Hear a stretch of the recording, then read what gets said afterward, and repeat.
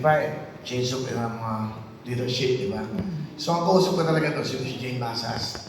So, medyo, ayoko sana banggitin ito, pero wala na siya sa ngayon. So, sigurado, yung contract, medyo aaralin muna nila. So, medyo, sa TV5 prime time, mawawala si Jamie. Pero, hopefully, yung Channel 10 ng Signal, kung maaayos namin na ng pag-uusapan ng contract, baka yun matuloy, if ever na okay sa kanila. Siyempre, you have to understand dahil meron itong pagbili ng ticket, di ba? So, kailangan ingatan talaga. Hindi po pwede sa free TV.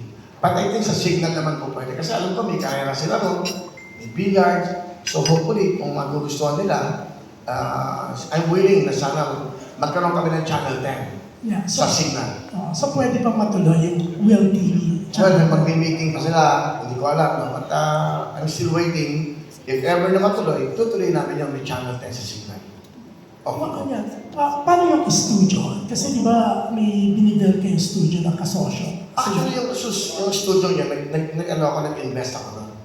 Saka isang partner ko, nagbigay kami. But anyway, well, naintindihan ko kasi hindi ka po pwede mag-gaming sa studio na, alam mo na. So, siyempre, may mga board yan, may mga decision making sila. So, I understand dahil hindi ka pwede mag-gaming sa studio dahil kung bibili ng ticket, pangit naman tingnan.